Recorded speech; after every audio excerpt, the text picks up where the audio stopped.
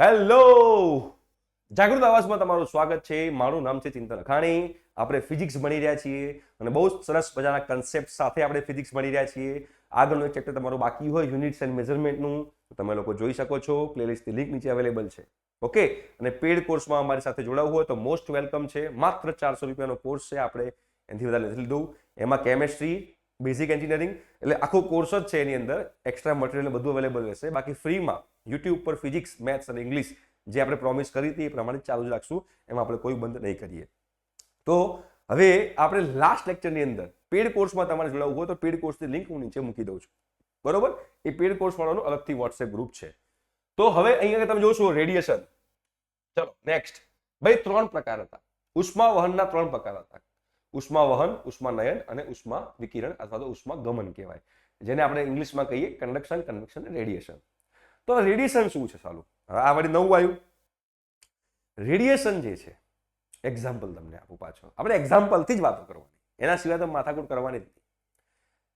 સૂર્ય, ભાઈ સૂર્યની ગરમી આવે છે.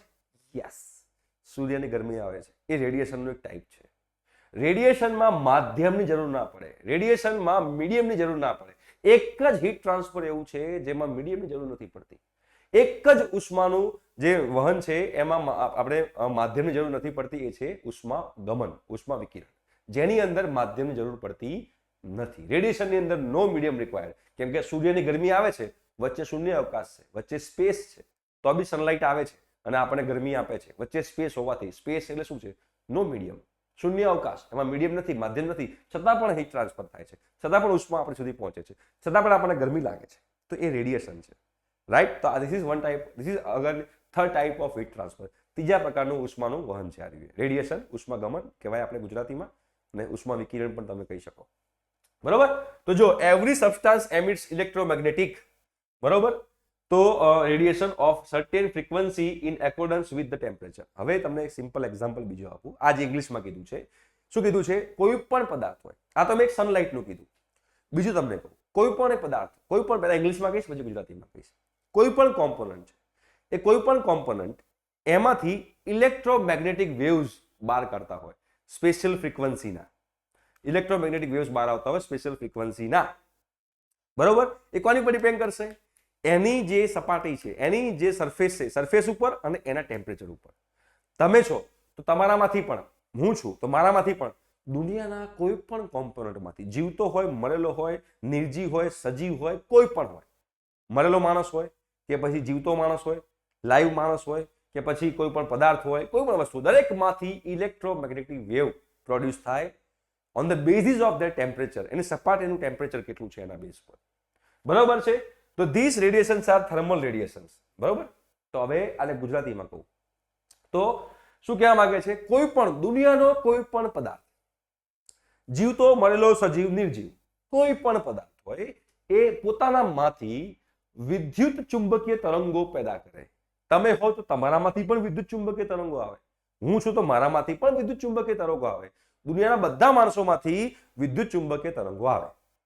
તો આ વિદ્યુત ચુંબકીય તરંગોની એક છે ને આવૃત્તિ હોય, અમુક આવૃત્તિ હોય, સર્ટેન ફ્રીક્વન્સી મતલબ આવૃત્તિ હોય. અને કોની પર ડિપેન્ડ કરે? એ એના તાપમાન પર ડિપેન્ડ કરે. બરોબર છે? હવે થર્મલ રેડિયેશન્સ આર ઇલેક્ટ્રોમેગ્નેટિક રેડિયેશન્સ ઓનલી. અને આના કારણે જે ઉષ્માનું વહન થાય, વિદ્યુત ચુંબકીય તરંગોના કારણે જે ઉષ્માનું વહન થાય, એને આપણે ઉષ્મા નિગમ એટલે ઉષ્મા ગમન કહેવાય, અથવા ઉષ્મા વિકિરણ કહેવાય, અથવા તો રેડિયેશન કહેવાય. એટલે કે વિદ્યુત ચુંબકીય તરંગોના કારણે જે ઉષ્માની આપલે થાય, વિદ્યુત ચુંબકીય તરંગોના કારણે ઉષ્માની આપલે થાય, તો એના કારણે જે ઉષ્માનું વહન થયું એને આપણે ઉષ્મા વિકિરણ કહીએ છીએ. એટલે કે ઇલેક્ટ્રોમેગ્નેટિક વેવ્સના કારણે જે હીટ ટ્રાન્સફર થાય, એ હીટ ટ્રાન્સફરને આપણે રેડિયેશન કહીએ છીએ. એટલે radiation is due to electromagnetic waves. એમસીક્યુમાં પૂછાય કે રેડિયેશન કોના કારણે થાય? તો ડ્યુ ટુ ઇલેક્ટ્રોમેગ્નેટિક વેવ્સ, વિદ્યુત ચુંબકીય તરંગોના કારણે રેડિયેશન થાય, વિદ્યુત ચુંબકીય તરંગોના કારણે ઉષ્મા વિકિરણ થાય. ઓકે, તો આ તમને લોકોને ખબર હોવી જોઈએ. બરોબર? ઓકે, હવે તમને ખબર પડી જાય તો હવે તમને ખબર પડશે તો બસ. હવે આમાં કેવું છે? તમે પણ વિદ્યુત ચુંબકીય તરંગો, ધારો કે આ એક પદાર્થ છે અને આ બીજો પદાર્થ છે. બરોબર? આજે લખ્યું છે પીપીટીમાં, તમને સમજાવી રહ્યો છું. આ બે પદાર્થ છે. આ પણ વિદ્યુત ચુંબકીય તરંગો, પહેલા ગુજરાતીમાં કહીશ પછી ઇંગ્લિશમાં કહીશ. આ પણ વિદ્યુત ચુંબકીય તરંગો પેદા કરે છે જે આની પર પડશે, અને આ પણ વિદ્યુત ચુંબકીય પેદા કરશે તરંગો જે આની પર પડશે. બરોબર છે. હવે ધારો કે આની પર પડે છે, હવે તમને છે ને હું સમજાવું છું બીજી રીતે સમજાવું, તમને વધારે આઈડિયા આવશે. કઈ રીત? ધારો કે બે પદાર્થ છે, એક પદાર્થ, એક આ છે પદાર્થ 1 અને બીજો પદાર્થ છે 2, બીજો કોમ્પોનન્ટ છે 2. બે કોમ્પોનન્ટ છે, કોમ્પોનન્ટ 1 અને કોમ્પોનન્ટ 2, બે ઓબ્જેક્ટ છે, ઓબ્જેક્ટ 1 ઓબ્જેક્ટ 2. બોસ, આ તમારો ઇલેક્ટ્રિક મેગ્નેટિક વેવ પ્રોડ્યુસ કરશે. હા, આ તમારા ઇલેક્ટ્રોમેગ્નેટિક વેવ્સ પ્રોડ્યુસ કરશે. અને બીજી વસ્તુ, આ પણ ઇલેક્ટ્રોમેગ્નેટિક વેવ પ્રોડ્યુસ કરશે. દરેક પદાર્થ દરેક કોમ્પોનન્ટ ઇલેક્ટ્રોમેગ્નેટિક વેવ્સ પ્રોડ્યુસ કરે તો દરેક કોમ્પોનન્ટની બીજી પણ એક કેરેક્ટરિસ્ટિક છે કે દરેક કોમ્પોનન્ટ ઇલેક્ટ્રોમેગ્નેટિક વેવ્સ એબ્ઝોર્બ પણ કરે, છોડે પણ ખરા, એબ્ઝોર્બ પણ કરે. ગુજરાતીમાં કહીએ તો દરેક પદાર્થ વિદ્યુત ચુંબકીય તરંગો છોડે પણ ખરા અને દરેક પદાર્થ વિદ્યુત ચુંબકીય તરંગોનું શોષણ પણ કરે. બરાબર છે. હવે ફોર એક્ઝામ્પલ, અહીંથી અહીંયા આ વેવ્સ આમથી આમ જાય છે અને આના વેવ્સ આમ આવે છે. સિમ્પલ છે. સિમ્પલ દેશી ભાષામાં કહીએ, ધારો કે આને 50 રૂપિયા આપ્યા, અને આને 25 રૂપિયા આપ્યા, તો ભાઈ આને શું થયું? આને 25 રૂપિયા એક્સ્ટ્રા મળ્યા. 25 રૂપિયા એક્સ્ટ્રા ના મળ્યા? તો બસ આ તમારું રેડિયેશન છે. ભાઈ અહીંથી અહીંયા ઇલેક્ટ્રોમેગ્નેટિક વેવ ગયા આની ઉપર અને આની ઉપરથી ઇલેક્ટ્રોમેગ્નેટિક વેવ ગયા આની ઉપર. પણ જો આના વધારે ગયા અને આના ઓછા ગયા તો આનું ટેમ્પરેચર વધશે.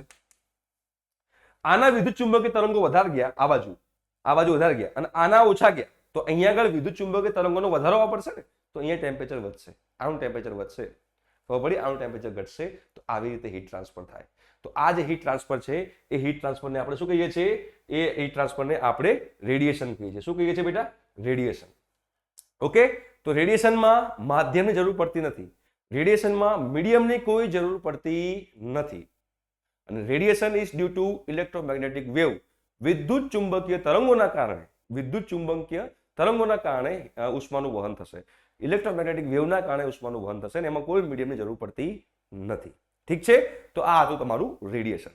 તો અહીંયા મોડ્સ ઓફ હીટ ટ્રાન્સફર 3 પૂરા થઈ ગયા. કયા 3? કન્ડક્શન, કન્વેક્શન, રેડિયેશન, જેને ઉષ્મા વહન, ઉષ્માનયન અને ઉષ્માગમન એટલે કે ઉષ્મા વિકિરણ કહીએ છીએ. ઓકે. તો આ હતા મોડ્સ ઓફ હીટ ટ્રાન્સફર.